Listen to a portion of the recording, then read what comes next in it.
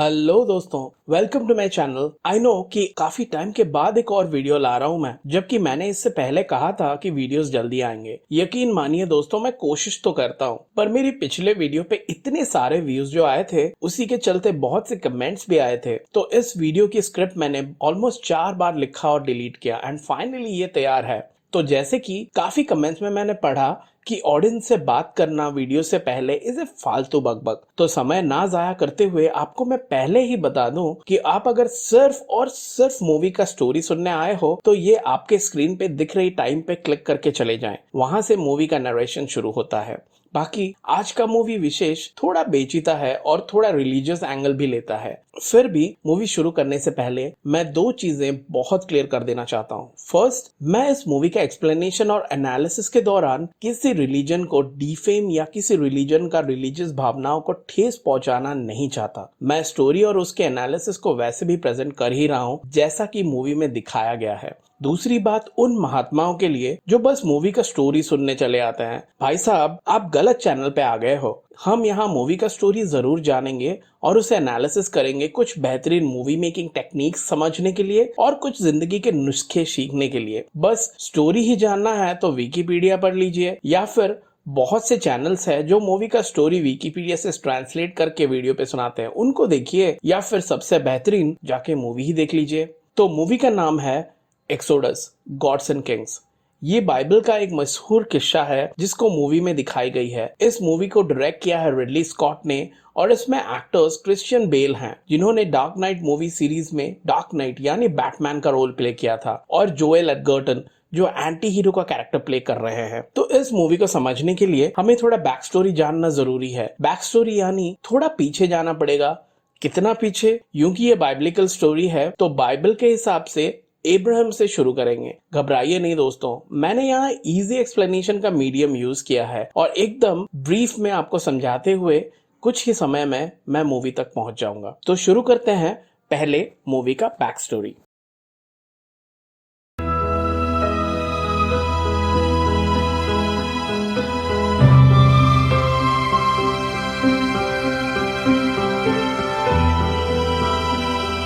तो बाइबल के हिसाब से गॉड ने पहला मनुष्य एडम और ईव को क्रिएट किया था। एडम एंड ईव के जिंदा होने के लगभग कई सालों बाद उन्हीं के वंशज थे इब्राहिम। इब्राहिम काफी अच्छे थे और गॉड उनको पसंद करते थे। कई सारे इंसिडेंट्स के चलते इब्राहिम को गॉड ने प्रॉमिस किया कि उनको वो एक प्रॉमिस लैंड दिखाएंगे और उस लैंड का नाम केनान रखा गया। इब्राहिम का बेटा आइजैक थे और आइजैक का छोटा बेटा था जेकब।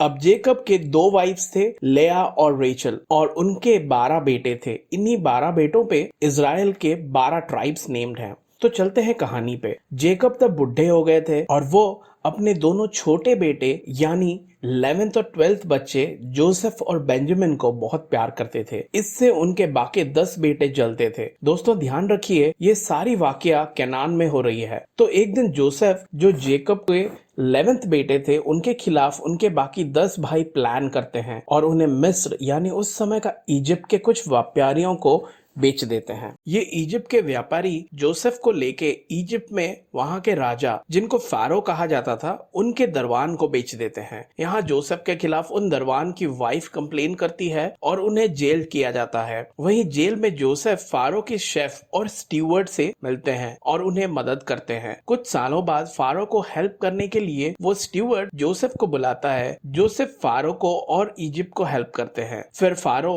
जोसेफ को मिस्र यानी इजिप्ट का सेकंड इन कमांड बना देते हैं। इस दौरान उस जगह पे एक महामारी पड़ती है और इसलिए अपने भाइयों को माफ करके जोसेफ उनको अपने पास मिस्र बुला लेते हैं और ये लोग और उनके वंशज सब वहीं मिस्र में बस जाते हैं। अब इस वाकये के लगभग 300 साल बाद एक और फारो आते हैं जिन्हें जोसेफ के बारे में कुछ पता नहीं था और वो इन इसराइली यानी जेकब के बेटों के बढ़ते वंश को थ्रेट के तौर पे देखते हैं और फिर वो आदेश देते हैं कि इन इस्राएलियों के घर के हर नवजात शिशु को मार दिया जाए, और वो होता भी है। इस्राएली हर घर में पैदा हुआ बच्चा को मार दिया जाता है ताकि इस्राएलियों का वंश आगे ना बढ़े। ऊपर से वो फारो इन इस्राएलियों को काम पे लगाते हैं अलग तरह के मूर्ति और समाज के सारे वर्क करने के लिए। इसी दौरान एक बच्चा पैदा होता है जोशेबेट का, जो एक इस्राएली थी, और इस माँ ने अपने बच्चे को मारे जाने के डर से एक छोटा सा नाव बनाया और बच्चे को नील नदी में बहा दिया ताकि वो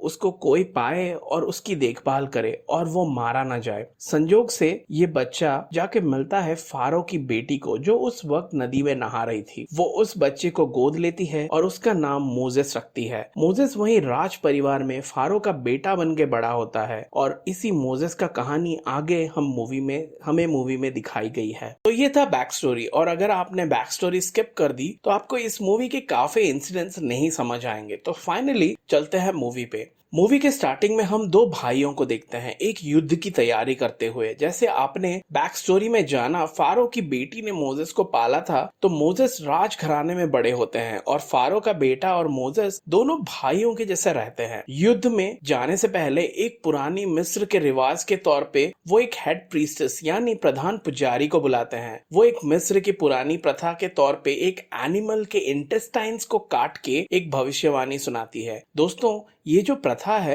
एनिमल के इंटेस्टाइन काट के वहां से भविष्यवाणी देना, इसे हैरोस्पेक्स कहते हैं, और इसके बारे में हम विस्तार से अंत में डिस्कस करेंगे। तो चलते हैं मूवी पे। ये भविष्यवाणी दो लीडर्स के बारे में थी। वो हेड प्रीस्टेस कहती है कि इस युद्ध में मोजेस और रैमसेस, जो फारो का बेटा था, दोनों में कोई एक दूसरे को बचाएगा, और जो बचाएगा वो आगे चल के राजा यानी फारो बनेगा। इसके बाद दोनों युद्ध में जाते हैं और भविष्यवाणी के अनुसार रैमसेस युद्ध में असुविधा में पाए जाते हैं और इन्हें मोजेस बचाते हैं। मिस्र युद्ध जीत जाता है। युद्ध के बाद मोजेस को पिथोम में भेजा जाता है। पिथोम इजिप्ट का उस समय का एक जगह थी और इसका वाइसरॉय हेगेप होते हैं। मिस्र में उस टाइम अलग अलग राज्यों को देखने के लिए फारो ने एक एक वाइसरॉय असाइन कर रखे थे, और वाइसरॉय हेगेप हिब्रू स्लेव्स को देखते हैं। दोस्तों, ये यहूदी स्लेव्स, आपने अगर इससे पहले कहानी सुनी है तो जेकब और उनके बेटों की वंशज थे जो अभी वहां मिस्र में स्लेव्स बन गए हैं। तो मोजेस जब यहाँ आते हैं वाइसरॉय हेगेप से मिलने, तो वो देखते हैं कि हेगेप यहूदियों से बहुत बुरी तरह से ट्रीट कर रहे थे।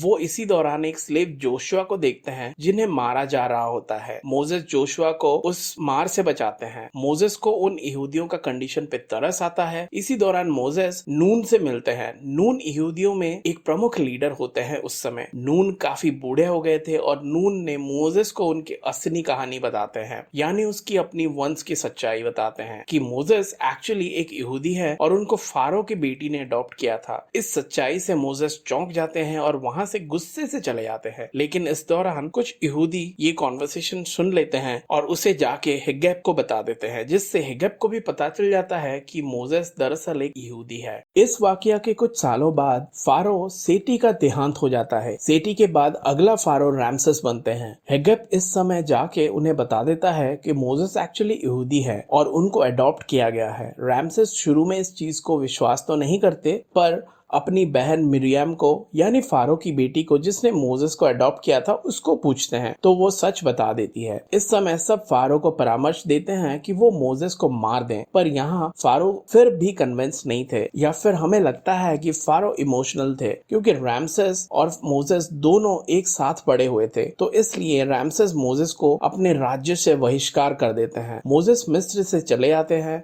मिस्र से बाहर जाके मोजेस मिडियान पहुंचते हैं। मिडियान एक छोटा सा राज्य था मिस्र के बाहर। वहाँ पे वो एक लड़की जिप्पोरा से मिलते हैं जिनसे उन्हें प्यार हो जाता है। जिप्पोरा के पिता जीथ्रो थे जो एक चरवाहा थे। मोजेस यहीं जीथ्रो के साथ मिलके उनके भेड़ को अपनाते हुए चरवाहा बन जाते हैं और उनकी लाइफ अच्छे से कट रही होती है। इस बात के कुछ सालों बाद मोजेस जब एक भेड़ को लाने के लिए एक पहाड़ी पे चढ़ते हैं तो वो एक रॉक स्लाइड में फंस जाते हैं। यही पत्थरों में जब वो दब के गिरने वाले होते हैं तब वो अपने सामने एक जलता हुआ पौधा देखते हैं। उस समय एक बच्चा आके उन्हें बचाता है। वो मोजेस को बताता है कि उनके अपने लोग बहुत परेशानी में हैं और उसे यानी उस बच्चे को एक जनरल यानी एक फौजी चाहिए। इस दौरान मोजेस उस बच्चे को पूछते हैं हु आर यू, और वो बच्चा जवाब देता है आई एम, और वो गायब हो जाता है। दोस्तों ये बच्चा कोई और नहीं बल्कि ईश्वर यानी ऑलमाइटी खुद होते हैं। इस मूवी में ईश्वर को एक बच्चे के तौर पे दिखाया गया है और ऑलमाइटी यहाँ पूरी मूवी के दौरान बीच बीच में मोजेस से बात करते हैं इसी बच्चे के रूप में। फिर यहीं से मोजेस वापस अपने घर चले आते हैं और अपने वाइफ को सारी बातें बताते हैं। मोजेस अब श्योर हो गए थे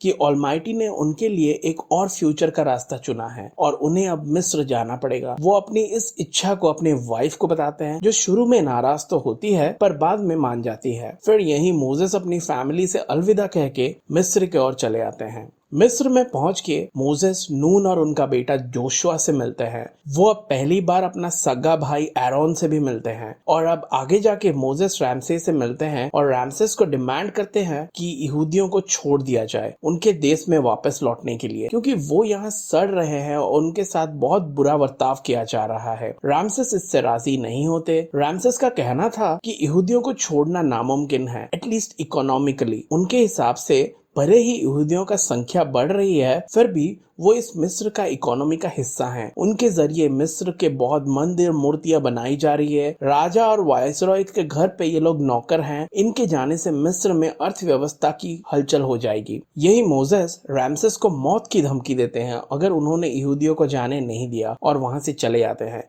मोजेस अब रैमसेस के दुश्मन बन गए थे। रैमसेस ऑर्डर देता है कि मोजेस को ढूंढा जाए ताकि उन्हें मार दिया जाए। मोजेस अंडरग्राउंड हो जाते हैं और इसी दौरान रैमसेस रैंडमली एक एक यहूदी फैमिली को मारते जाते हैं ताकि इनसे तरस आके मोजेस बाहर आए और आत्मसमर्पण कर ले। यही यहूदियों को मोजेस में एक आशा दिखती है। वो इन फैमिलीज की मौत को एक बलिदान के रूप में देखते हैं और मोजेस इन यहूदी स्लेव्स को अपनी नॉलेज के हिसाब से तलवारबाजी और युद्ध की तालीम देना शुरू करते हैं। मोजेस राज परिवार में रह के बड़े हुए थे तो उन्हें ये सब कुछ आता तो था ही। ऐसे कुछ समय बीत जाता है। रोज एक और नई यहूदी फैमिली मरती है पर रैमसेस यहूदियों को छोड़ने के लिए राजी नहीं होते हैं। एक दिन वही ऑलमाइटी दिखते हैं मोजेस को, वही बच्चे के रूप में। ऑलमाइटी अब गुस्से में थे कि इतने समय बाद रैमसेस राजी नहीं हुआ। अब वो अपने हाथों में कमान लेना चाहते हैं। यहाँ मोजेस गुस्सा हो जाते हैं कि ऑलमाइटी वैसे भी ताकतवर है और वो अपने हिसाब से अब सब करना चाहते हैं,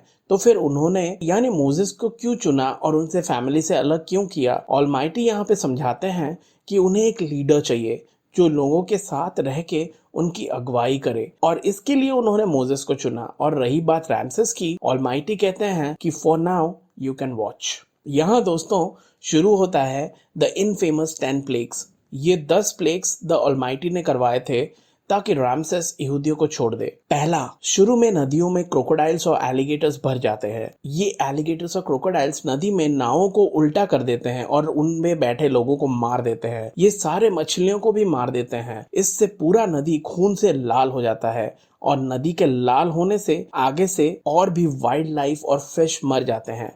पीने के लिए पानी नहीं मिलता। इस खून वाले पानी से मिस्र के सारे फसल भी खराब हो जाते हैं। अगला दिन इन मरे हुए वाइल्ड लाइफ और मछलियों को खाने के लिए फ्रॉग्स आ जाते हैं। ये फ्रॉग्स यानी मेंढक पूरे मिस्र में जमा हो जाते हैं। लोगों के घरों में, राजा के बिस्तर पे, हर जगह ये फ्रॉग्स भर जाते हैं। अगला दिन थर्ड प्लेग आता है मच्छर और मक्खियों के रूप में। ये मक्खियां पूरे मिस्र में भिन-भिनाते हैं और मोस्टली ये सब डेड फिश, वाइल्ड लाइफ और लोगों के ऊपर बैठते हैं। अगला दिन एक और प्लेग आता है। इन मक्खियों के बदौलत लोगों को बीमारियां होने लगती है। इसी के साथ एक और प्लेग यानी महामारी आती है जिससे लोगों की बॉडी में बॉयल्स यानी चर्म रोग होते हैं। सबके स्किन पे अजीब तरह के घाव बन जाते हैं। वहीं इसके बाद मोजेस रैमसेस को न्योता भेजते हैं ये कह के कि ये सब ऑलमाइटी करवा रहे हैं, आप यहूदियों को छोड़ दो। और रैमसेस से सेटलमेंट करने की बात भी करते हैं वो, पर रैमसेस अपना अहंकार से अड़े रहते हैं। वो सेटलमेंट करने के बजाय उल्टा यहूदियों का काम बढ़ा देते हैं। उन्हें खाने का सामान भी अलाउ नहीं करते और रैमसेस ऑलमाइटी को ललकारते हुए ये भी कहते हैं perhaps your god will provide it to you, यानी शायद तुम्हारे ईश्वर तुम्हें खाना दे। इसके बाद एक और महामारी आती है जिसमें सारे वाइल्ड लाइफ एक के बाद एक मरते जाते हैं। फारो का अपना सबसे पसंदीदा घोड़ा भी इसमें मर जाता है। अगला महामारी के रूप में हेल्स एंड थंडरस्टॉर्म यानी आंधी और ओला आते हैं। ये पूरे मिस्र में बुरी तरह बरसते हैं और कई लोग इसमें मरते हैं। दोस्तों इस दौरान हम देखते हैं कि ये सब महामारी से यहूदियों का कोई नुकसान नहीं हो रहा था। यहूदी यूं ही स्लेव्स थे तो वो मिस्र के मेन पॉपुलेशन से थोड़ी दूर रहते थे तो वहां ऐसा कुछ नहीं होता था। राजा यानी फारो का घमंड फिर भी नहीं टूटती। अगला महामारी के रूप में पूरे मिस्र में लोकस यानी जिससे हम टिड्डी कहते हैं वो भर जाते हैं। ये टिड्डी सारे बचे हुए फसल पेड़ सब नष्ट कर देते हैं। इसी दौरान हम मोजेस को देखते हैं ऑलमाइटी से जो बच्चे के रूप में दिखाई देते हैं उससे लड़ते हुए। मोजेस ऑलमाइटी से गुहार लगाते हैं कि इन्हें बंद करे। मोजेस ये भी बताते हैं कि शुरुआत में उन्हें ये सब अच्छा लगा पर अब नहीं, इससे काफी लोग मर रहे हैं और ये अच्छा नहीं है। दोस्तों यहाँ फिर से मोजेस का इमोशनल साइड दिखाया गया है। मोजेस बचपन से वहीं उन्हीं लोगों के साथ मिस्र में पले बड़े थे और अब ये वो सब नहीं देख पा रहे थे। अब एक और महामारी आती है जिसमें पूरा मिस्र 3 दिन अंधेरे में डूब जाता है।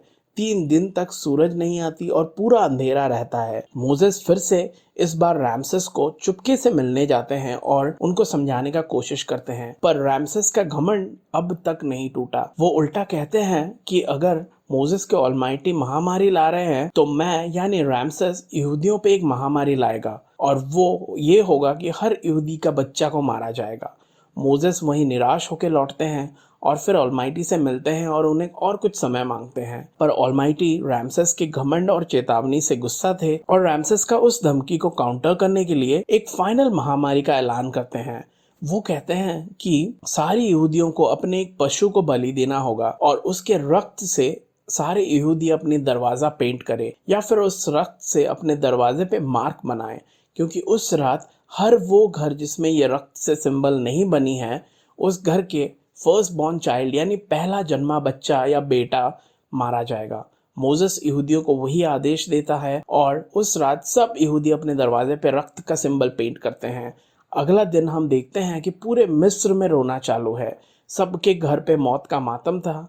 रैमसेस का अपना बेटा जो बस 1 साल का था उसका भी मौत हो गया था। अब रैमसेस की गुरूर टूटती है। रैमसेस गुस्से में आदेश देते हैं कि मोजेस अपने यहूदियों को लेके यहाँ से चले जाएं।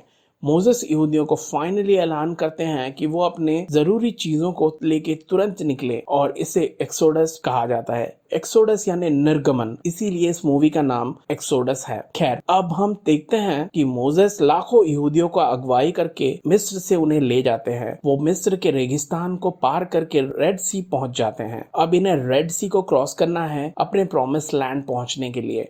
वहीं रैमसेस को मिस्र में अपने बेटे की याद आती है और वो रिग्रेट करते हैं कि यहूदियों को जाने दिया और वो अपने कमांडर्स को कहते हैं कि सेना तैयार करे। रैमसेस यहाँ यहूदियों को वापस कैप्चर करने के लिए इंटरेस्टेड नहीं थे, वो उन्हें मार देना चाहते थे अपने बेटे का मौत का बदला के लिए। वहीं रेड सी के पास यहूदी सब अपने बसेरा बनाते हैं क्योंकि उस समय समंदर क्रॉस करने के लिए उनके पास कुछ नहीं था और वो बहुत सारे लोग थे। पीछे मिस्र की सेना आ रही थी उन्हें मारने और सामने समंदर थी, उन्हें बचाने का कोई रास्ता नहीं था। मोजेस एकदम टूट जाते हैं। वो अकेला जाके ऑलमाइटी से बात करने की कोशिश करते हैं, उन्हें गुहार लगाते हैं कि वो अपने साथ इतने सारे लोगों को लेके आए हैं और ऑलमाइटी उनको मदद करे, पर इस बार ऑलमाइटी नजर नहीं आते। मोजेस निराश होके थक के सो जाते हैं। अगला दिन अर्ली मॉर्निंग मोजेस देखते हैं कि समंदर का पानी बहुत कम हो गया है, लगभग घुटनों तक, और उनके लिए सामने एक सेफ पैसेज दिखता है समंदर क्रॉस करने के लिए। ऑलमोस्ट ऐसे मान लीजिए कि समंदर के बीचों बीच एक रास्ता बन गया है यहूदियों के लिए उन्हें क्रॉस करने के लिए, और समंदर से रास्ता बनने के लिए सारा पानी हट गया है। मोजेस सारे यहूदियों को कहते हैं चलने के लिए और सारे यहूदी चलना शुरू कर लेते हैं समंदर के बीचों बीच। धीरे धीरे ये लोग समंदर क्रॉस कर जाते हैं और दूसरी ओर पहुंच जाते हैं। वहीं पीछे मिस्र की सेना पहुंच जाती है। आते टाइम वही लैंडस्लाइड्स होती है और मिस्र की सेना बीच में फंस जाती है। उन्हें पीछे जाने का रास्ता नहीं होता क्योंकि लैंडस्लाइड से वो रास्ते गिर चुके होते हैं। इसे देखकर रैमसेस और गुस्सा होते हैं और बचे सेना को ऑर्डर देते हैं कि आगे बढ़े और यहूदियों के पीछे पीछे जाएं और उन्हें मार दे। यहूदी तब तक ऑलमोस्ट समंदर पार कर गए थे और मिस्र की सेना जब देखती है कि दोनों ओर से फिर से समंदर मिलने वाला है, वो जो पानी हट गई थी वो अब बवंडर के साथ वापस आ रही है। यही कमांडर्स अपनी सेना को वापस लौटने का आदेश देते हैं, पर अकेला रैमसेस आगे चलता है घोड़ा पे यहूदियों के पीछे। मोजेस वहीं रह के रैमसेस को कहते हैं कि वो वापस चले जाए क्योंकि पानी वापस मिलने वाला है और वो पीछे नहीं जा पाएगा, पर रैमसेस नहीं सुनता। उनकी घमंड उन्हें वापस अंधा कर देता है। समंदर का पानी तेज गति से बवंडर के साथ आती है और वो जो राह बनी थी वहां वापस मिल जाता है। वापस लौट रहे पूरी मिस्र की सेना समंदर में डूब जाती है। रामसेस भी, पूरी सेना, घोड़ा, उनके रथ सब डूब के मर जाते हैं। मोसेस और पूरे यहूदी दूसरी ओर पहुंच गए थे। अगला दिन समंदर शांत होता है और हम तब देखते हैं कि किसी तरह रामसेस बच गए हैं और समंदर के दूसरे ओर उठते हैं। वो अपने चारों ओर लाशें देखते हैं। उनके पास वापस जाने का रास्ता भी नहीं होता। वहीं दूसरे ओर मोसेस अपने फैमिली के पास जाते हैं। वो अपनी वाइफ जिप्पोरा और बेटा गेर्शोम को ले चलते हैं अपने साथ उनके प्रॉमिस लैंड की यात्रा में। कुछ दिनों बाद हमें 10 कमांडमेंट्स का भी सीन दिखाए जाते हैं। ऑलमाइटी कहते हैं कि यहूदी उनको भूल गए हैं और वो मिस्र के भगवानों को अभी भी पूजा कर रहे हैं और उन्हें इसकी सारी श्रेय दे रहे हैं। तो वो मोसेस को एक पहाड़ी पे बुलाते हैं और उनसे पत्थर पे 10 कमांडमेंट्स लिखवाते हैं। यहीं कई सालों बाद ये बात दिखाई जाती है कि जब यहूदी और भी आगे चल रहे होते हैं और मोसेस बूढ़े हो गए होते हैं, मोसेस एक रथ में बैठे होते हैं और वो उस रथ की खिड़की से ऑलमाइटी को देखते हैं, यहूदियों के बीच में चलते हुए एक बच्चे के रूप में। तो ये थी कहानी मूवी की। दोस्तों, मुझे पता है कि कहानी काफी लंबी थी और and so was the description and narration, पर अगेन जैसे मैं हर बार कहता हूँ, ये चैनल एक्सप्लेनेशन और एनालिसिस के लिए है। तो चलिए कुछ एनालिसिस करके समझते हैं मूवी को और भी। 1. हेरोस्पेक्स। मूवी के स्टार्ट में हमें दिखाया गया है कि हेड प्रीस्टेस एक एनिमल के इंटेस्टाइन से कुछ भविष्यवाणी निकालती है। दोस्तों, एंशिएंट रोम में हेरोस्पेक्स एक इंसान का नाम था जो ट्रेन हुए थे एक पूजा के लिए जिसे हेरोस्पीसी कहा जाता है। हेरोस्पीसी में बेसिकली कोई एनिमल जो मोस्टली एक शीप होता था उसे बलि चढ़ाया जाता था और फिर उसे काट के उसके लीवर के राइटिंग से भविष्यवाणी की जाती थी। इस लीवर पे जो राइटिंग होती थी उसे पढ़ने वाले को हेरोस्पेक्स कहा जाता था। यह हेरोस्पेक्स एंशिएंट रोम, इजिप्ट और ग्रीस में भी होते थे। 2. ट्रूथ और माइथोलॉजी। वैसे तो ये माइथोलॉजी ही है, पर स्क्रिप्चर्स में कहीं ना कहीं इसको रियलिटी माना जाता है। ये एक्सोडस यानी निर्गमन, यहूदियों का इजिप्ट से निकल के आना लगभग 13वीं सदी बीसी में हुआ था। कहीं इतिहासकारों का मानना ये है कि एक्सोडस 13वीं से 15वीं सदी में हुआ था बीसी में, जब इजिप्ट का 19th डायनास्ट रूल कर रहे थे। और ये इस बात की पुष्टि की गई है क्योंकि जो शहर पिथोम का जिक्र हुआ है इस मूवी में, वो उस समय रिस्टोर किया गया था। 1930s में यूनिवर्सिटी ऑफ शिकागो ने एक एक्सकवेशन के दौरान ये शहर को रिकवर किया था। इस समय उत्खनन करने वालों को कुछ घर मिले थे जो वर्कर्स को असाइन किए गए थे उस समय जब वो पिथोम के मंदिर बना रहे थे, और इन घरों का डिजाइन एकदम इजरायली आयरन एज के घरों से मिलती थी। आयरन एज में इजरायली अक्सर 4 रूम वाले घर बनाते थे। 3. Differences from Bible controversy. Movie में काफी सारी चीजें ऐसी थी जो कंट्रोवर्सी में आई थी। जैसे कि हम सब जानते हैं ये मूवी एक बिब्लिकल स्टोरी है, पर यूं कि ये एक मूवी है तो काफी सारे चीजों का इसमें बदलाव किया गया है। अगर मूवी को शुरू से देखें तो फर्स्टली जैसे मूवी में रामसेस और मोसेस को 2 भाइयों के जैसा दिखाया गया है, वो बाइबल में कहीं मेंशन नहीं किया गया है। हालांकि ये जरूर है कि फारो की बेटी ने मोसेस को अडॉप्ट किया था, पर कहीं ये मेंशन नहीं है कि रामसेस और मोसेस इतने क्लोज थे। सबसे इम्पोर्टेंट चेंज शायद रिप्रेजेंटेशन ऑफ गॉड यानी ऑलमाइटी का है। यहाँ पे ऑलमाइटी को एक बच्चे के रूप एक्चुअल स्क्रिप्ट्स में और बाइबल में ऐसा लिखा गया है कि पहली बार ऑलमाइटी मोसेस को एक जलती हुई पौधे के रूप में नजर आए थे। आगे जो समंदर में जो रास्ता निकलता है उसके बारे में मूवी का डायरेक्टर रिडली स्कॉट का कहना था कि वो इस चीज को more as a natural cause देखना चाहेंगे, ना कि एक मिरेकल। उनके हिसाब से जो समंदर का पानी हट गए थे वो एक सुनामी के वजह से हुआ था, जिसके वजह से कि पानी समंदर से अलग दिशा में बह गए थे। और ऐसी एक सुनामी होने का इतिहास में लेखन भी है जो इटालियन कोस्ट में हुआ था लगभग उसी समय, जबकि बाइबल में पूरी क्लियरली मेंशन है कि मोसेस ने अपनी छड़ी से समंदर पे मारी और समंदर 2 भागों में बट गया, बीच में रास्ता बनाते हुए, और पानी दोनों साइड से दीवार जैसे खड़े हो गए। मूवी में ऐसा कुछ नहीं बताया गया है। मूवी में मोसेस की निजी जिंदगी के बारे में काफी चीजें बताई गई है कि वो कैसे जिप्पोरा से मिले, शादी किए, पर स्क्रिप्चर्स में इसकी कहीं मेंशन नहीं है। एक और बड़ी कंट्रोवर्सी हुई थी पोर्ट्रेयल ऑफ मोजेस और गॉड को लेके ऑलमाइटी को यहाँ गुस्से से भरा हुआ और एक अलग अंदाज में दिखाया गया है जो अक्सर क्रिश्चियनिटी नहीं मानती। मोजेस को भी एक घमंडी नेता के जैसा बताया गया है जो अक्सर क्रिश्चियनिटी नहीं मानती।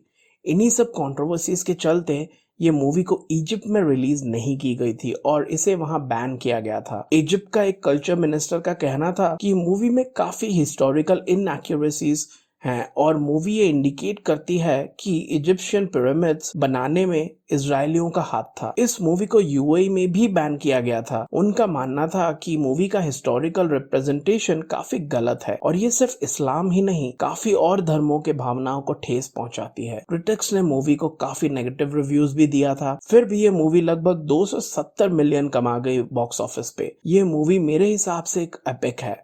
लीडरशिप का सही मान इस मूवी से सीखना है हमें। आपका रिलीजन कुछ भी हो, अगर सिर्फ और सिर्फ ये मूवी एक मूवी के तौर पे अगर देखा जाए तो मूवी बेहतरीन है।